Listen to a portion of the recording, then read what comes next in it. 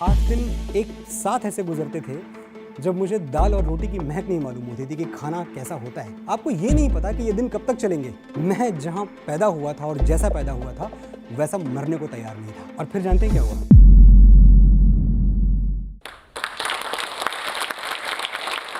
Thank you. And how is the जोश today?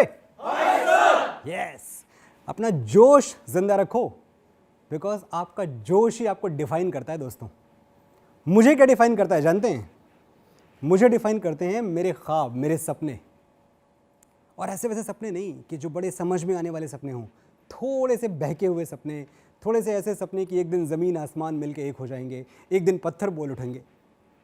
जो पत्थरों में ज़ुबां ढूंढे, हम वो चीज़ हैं दोस्त। है मर्ज़ ख्वाब सजाना तो हम मरीज़ हैं दोस्त। हमें कहानियाँ लिखने दो बहते पानी पे, हमें कहानियाँ लिखने दो बहते पानी पे। ये बेवकूफ़ियाँ हमको बहुत अजीज़ हैं दोस्त। और नसीहतें नहीं सुनते, न सबक लेते हैं। मैं क्या करूं कि मेरे ख्वाब बदतमीज़ हैं दोस्त। तो दोस्तों, ऐसे ही कुछ बदतमीज़ से ख्वाबों की पोटली बना के उत्तर प्रदेश के एक छोटे से गांव में एक छोटे से किसान का लड़का मुंबई आने के लिए निकलता है। मैं अपनी बात कर रहा हूँ। जाहिर सी बात है, हर कोई घबरा गया। फैमिली तो छोड़िए, गांव वाले भी डर गए कि ये तो पढ़ लिख रहा था, अच्छा खासा था पढ़ाई लिखाई में, इसे क्या हो गया? इसको मुंबई जाना है, फिल्मी दुनिया में जाना है। और उनका डर अपनी जगह सच भी था, लेकिन उससे भी बड़ा एक सच था, मेरा सच। मैं जहां पैदा हुआ था और जैसा पैदा हुआ था वैसा मरने को तैयार नहीं था। मुझे अपनी ज़िंदगी के साथ कुछ करना था। और ये जो कुछ करना है, इसमें जो सबसे बड़ी रुकावट है वो होती है द फियर ऑफ अननोन। अगर मैं मेडिकल कर रहा होता, इंजीनियरिंग कर रहा होता, तो मुझे रास्ते पता थे कि ठीक है 10+2 करूँगा, IIT दूंगा या CPMT में बैठूंगा, पास होऊंगा, पास होकर मैं 7 साल मेडिकल करूँगा, मैं डॉक्टर बन जाऊँगा। अब फिल्मों में गाने लिखने हैं मुझे, इसका तो कोई मैप है नहीं, कोई रूल बुक है नहीं, कोई गाइड बुक है नहीं, वो भी एक गाँव से आए हुए लड़के के लिए। तो डर था, लेकिन इस फियर ऑफ अननोन को जीतने का एक तरीका भी होता है जो मैंने अपने ऊपर आजमाया और मुझे लगता है हर किसी के लिए वर्क करेगा। फियर ऑफ अननोन को जीतने का तरीका है, मंत्र है द लीप ऑफ फेथ। यानी नदी में कूद जाओ, तैरना सीख ही जाओगे। तो मैंने यही किया। मेरे साथ क्या था? मेरे साथ एक बात पक्की थी कि मैं लीप ऑफ फेथ लेने को तैयार था। तो मैं निकल पड़ा वहाँ से। और मैं एक किसान का बेटा था, तो मुझे एक बात ये भी पता थी कि जो धान की फसल होती है, धान के पौधे एक खेत में बोए जाते हैं और दूसरे खेत में बड़े होते हैं। कभी ऐसा नहीं होता कि जिस खेत में आपने धान बो दिया वहीं बड़ा भी हो जाए। समझ में आ गई थी बात कि जहां आप पैदा हुए हैं उस जगह से अगर आप चिपक के रह गए, अगर आप वहीं के होके रह गए, तो शायद आप कहीं के नहीं रह पाएंगे। और मुझे ये भी पता था कि पांडव जब तक हस्तिनापुर में थे वो पांडव थे, राजकुमार। लेकिन जब उनको अज्ञातवास मिल गया तो महाभारत जीत के वापस लौटे। मुझे ये भी पता था कि जब तक भगवान राम अयोध्या में थे, श्री राम राजा राम थे, राजा थे अयोध्या के राम, जब उनको वनवास मिला 14 वर्षों का, 14 वर्ष बाद जब वो वापस लौट के आए तो मर्यादा पुरुषोत्तम भगवान राम बन चुके थे। मेरे लिए भी वक्त आ गया था कि मैं अपना हस्तिनापुर, अपनी अयोध्या, अपनी टहनी, अपना गौरीगंज, मेरा गाँव, वो मैं छोड़ दूँ और मुंबई आ जाऊँ। तो दोस्तों, मैं मुंबई आ गया, सपनों की पोटली लिए, और फिर शुरू हुआ स्ट्रगल। फिल्मी दुनिया का, मुंबई का। हज़ारों कहानियाँ आपने सुनी हैं। उफ़, मेरे साथ भी था। मैं छोड़ के तो चला आया था अपना गांव, जहाँ सब ठीक ठाक ही था। मतलब एक छोटा सा घर था, 2 वक्त की रोटी अच्छे से मिल जाती थी, बहुत स्प्लर्ज करने को पैसे नहीं थे, पर कभी भूखे भी नहीं सोए। एक स्कूटर था, और उतनी अमीरी काफ़ी थी हमारे लिए कि भाई शुक्ला जी के घर में स्कूटर है। अब ये हमने सब कुछ छोड़ के और मुंबई का रुख कर लिया, ये सोच के कि सुख चैन की ठंडी छाँव तले मुश्किल है यार बसर मेरा। महलों में कबूतर रहते हैं, मैं बाज हूँ पर्वत घर मेरा। रण स्वाभिमान का लड़ने को मैं एक अकेला काफ़ी हूँ।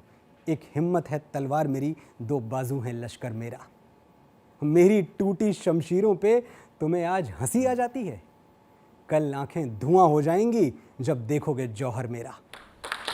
मैं अपना जौहर दिखाने मुंबई आ चुका था और मेरे सामने थे महाकाली केव्स रोड, मुंबई के दूर तक फैले हुए फुटपाथ। ना कोई जानने वाला, ना कोई पहचानने वाला, ना कोई ये पूछने वाला बेटा खाना खाया क्या। मुझे याद है उन दिनों 7-8 दिन एक साथ ऐसे गुजरते थे जब मुझे दाल और रोटी की महक नहीं मालूम होती थी कि खाना कैसा होता है। और सोते कहाँ थे? फुटपाथ पे। बहुत सारे बेगर्स थे, भिखारी थे, उन्हीं के साथ 10-12 बिस्तर लगते थे एक फुटपाथ पे। 13वां-14वां मेरा भी लगता था। कुछ ऐसे दिन गुजर रहे थे। ऐसे दिनों की मुश्किल ये होती है कि आपके सामने कोई टाइम लिमिट नहीं है। आपको ये नहीं पता कि ये दिन कब तक चलेंगे। ये फुटपाथ आपके नसीब में अगले कुछ महीनों तक लिखे हैं, कुछ सालों तक लिखे हैं, या ज़िंदगी भर के लिए लिखे हैं, ये बताने वाला तो कोई था नहीं। लेकिन अपने पापा के साथ अपने खेतों में टहलते हुए एक बात ज़रूर सीखी थी। पापा मेरे हमेशा एक बात कहते थे कि बेटा, जीवन का एक रूल है कि अगर मिट्टी में तुमने बीज बो दिए तो पौधा आज नहीं तो कल पनपना ही है। मैंने क्या किया जानते हैं? मैंने मुंबई की मिट्टी में अपने सपने बो दिए। हिसाब हुआ दोस्तों। जो उधार मेरा वक्त पे था, वक्त ने वो उधार चुकाया और सूद ब्याज के साथ चुकाया। मैं उन फुटपाथों से उठा और सीधे महानायक श्री अमिताभ बच्चन के सामने जा बैठा। बच्चन साहब मेरी लाइनें बोल रहे थे, मेरे लिखे हुए डायलॉग्स बोल रहे थे और मैं कैमरे के पीछे रो रहा था। मुझे कहा गया कि ये क्या है, बड़ी बचकाना हरकत कर रहे हो। मैंने कहा आप समझ नहीं सकते कि जिनके डायलॉग सुन के, जिनको पूरी ज़िंदगी टेलीविज़न पे, थिएटर पे देख के मेरे पास माँ है, जिनको देख के मैं बड़ा हुआ हूँ, आज वो मेरी लाइनें बोल रहे हैं। इससे बड़ा मोमेंट मेरी लाइफ में कुछ आ नहीं सकता। तो एक सिलसिला शुरू हो गया रियलिटी शोज़ लिखने का। वो गौरीगंज के एक किसान का बेटा अब लाइफ में क्या कर रहा था? जितने भी हिंदुस्तान के बड़े बड़े रियलिटी शोज़ हैं वो मैं लिख रहा था। बहुत लंबी लिस्ट है। KBC, Jhalak Dikhla Jaa, Nach Baliye, India's got talent, Indian idol, Sa Re Ga Ma Pa, जो भी आप नाम ले सकते हैं। दुनिया की नज़र में मैं कामयाब हो चुका था। ये सिर्फ मनोज को अंदर से पता था कि यार ये वो मंजिल तो नहीं है जहाँ आने के लिए हमने अपना बस्ता पैक किया था आज से कुछ बरस पहले। हमें तो गाने लिखने थे। हम तो सिनेमा के लिए काम करने आए थे। हम तो साहिर के गाने सुन के आए थे कि एक दिन हम भी नगमे लिखेंगे, गीत लिखेंगे। ये क्या हो गया हमारे साथ? ऐसा कब हो गया कि हमने अपने सपने और अपनी शायरी EMI की भेंट चढ़ा दी? कुछ खटकता था अंदर से। और फिर जानते हैं क्या हुआ?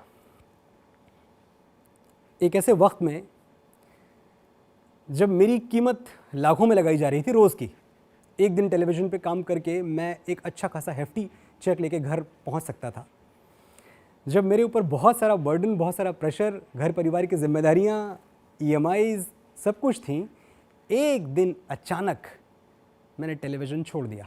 ये कमाल है कि जब ज़िंदगी की गाड़ी फुल रफ्तार में दौड़ने लगी तो हम चलती हुई गाड़ी से कूद गए। और क्यों कूद गए? इसलिए कूद गए कि हमें इस गाड़ी में हमने 15 साल गुजार दिए, इससे ज़्यादा यहाँ हमें रहना नहीं चाहिए था। कुछ नया, जो आपके ओरिजिनल सपने थे उनको पूरा करना है, गाने लिखने हैं। खैर, गाड़ी से कूद गए तो अब जाहिर सी बात है कि एक बार फिर से मुश्किलों का सिलसिला शुरू होना था। फिर से वो प्रेशर, वो दबाव, वो हालात का डर कि अब कहाँ जाएंगे, अब क्या करेंगे। लेकिन होता क्या है कि जब आप ऐसा कोई फ़ैसला कर लेते हैं, मैंने पहले भी लीप ऑफ फेथ के बारे में एक बात कही थी, जब आप ऐसा कुछ कर लेते हैं तो पूरी की पूरी कुदरत, पूरी की पूरी कायनात वो मिलजुल के आपका साथ देने लगती है, आपका सपोर्ट करने लगती है। रातों रात तो कुछ नहीं हुआ, कुछ साल गुजर गए, पर कुछ साल गुजरने के बाद गलियां हुआ। एक दिन यूं ही अचानक मैंने अपने आप को एक अलग से लाइमलाइट में पाया और मैंने देखा कि मेरा गाना इस देश का सबसे बड़ा हिट गाना है इस साल का, चार्ट्स पर रूल कर रहा है। ऐसा कोई गली मोहल्ला कूचा नहीं है, ऐसा कोई स्कूल कॉलेज नहीं है जहां मेरा गाना नहीं बज रहा। खुश था मैं कि जिस रिस्क को ये समझ के लिया था कि पता नहीं इसकी आगे मंजिल कहाँ है, कहीं पहुँचेंगे भी कि नहीं पहुँचेंगे, वो रिस्क कामयाब हुआ। फिल्मों के गाने लिखने शुरू किए और इस तरह से लिखे कि अगले कुछ सालों में सैकड़ों फिल्मों के गाने लिख डाले गए और चार्ट्स पे हमारे गाने रूल करते रहे। ये सब कुछ मुमकिन हुआ इसलिए क्योंकि चलती हुई गाड़ी से उतरने का जोखिम जो था वो मैंने ले लिया था। मेरे लिए बहुत आसान था कि मैं पूरी ज़िंदगी वैसे ही गुजार दूँ जैसे आराम से चल रही थी। कुछ अपने कंफर्ट जोन में कुछ छोड़ने की ज़रूरत नहीं थी, कुछ बदलने की ज़रूरत नहीं थी। But I changed, I took that risk.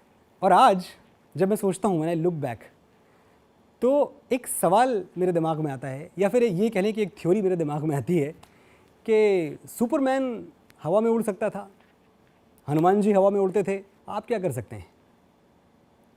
जवाब ये आएगा आपका कि भाई वो तो सुपर हीरोज़ हैं, हम नहीं हैं। लेकिन दोस्त, गलती जो है ना वो इंसान से होती है, कभी कुदरत से नहीं होती।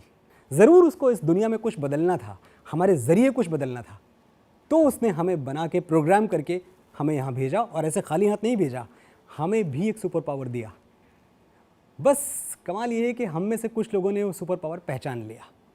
फॉर एग्ज़ाम्पल महात्मा गांधी, सचिन तेंदुलकर, ये वो लोग हैं, बहुत लंबी लिस्ट है जिन लोगों ने अपना सुपर पावर पहचान लिया। लेकिन वो लिस्ट जिन्होंने अपना सुपर पावर नहीं पहचाना, वो और भी ज़्यादा लंबी है। बदकिस्मती से मैं उनके नाम आपको नहीं गिना पाऊंगा, क्योंकि उन लोगों ने नाम पैदा ही नहीं किया। डिसाइड करना है आपको कि आप कौन सी लिस्ट में रहना चाहते हैं, वो स्टीव जॉब, सचिन तेंदुलकर जैसे बड़े बड़े नामों वाली, या फिर गुमनामों वाली। और जब एक दिन आप ये तय कर लेते हैं, डिसाइड कर लेते हैं कि नहीं हमें तो पहली लिस्ट में रहना है, तो पता है इसके बाद आपको करना क्या है? इसके बाद आपको अपना सुपर पावर ढूंढना है। मैं ये टॉक ख़त्म करूँगा, यहाँ से चला जाऊँगा। मैं चाहता हूँ आप मुझे भूल जाएं, मेरी सारी बातें भूल जाएं, लेकिन सिर्फ एक बात याद रखें, सिर्फ 2 शब्द याद रखें, सपने और सुपर पावर। सपने जो आप देखते हैं, और उनको पूरा करने का सुपर पावर जो आपके ही अंदर है। ये 2 चीज़ें आप याद रखेंगे, और मैं आपसे वादा करता हूँ कि वो जिसे सुनकर खुशी से रो पड़े आंखें तेरी, आसमानों से कभी ऐसी खबर भी आएगी। वो जिसे सुनकर खुशी से रो पड़े आंखें तेरी, आसमानों से कभी ऐसी खबर भी आएगी। आज तेरी मुट्ठियों में रेत है तो क्या हुआ, इस समंदर में कभी तेरी लहर भी आएगी। Thank you very much. इस वीडियो के बारे में अपनी राय नीचे कमेंट सेक्शन में हमें बताएं, और अपने दोस्तों के साथ ये वीडियो शेयर करना ना भूलें।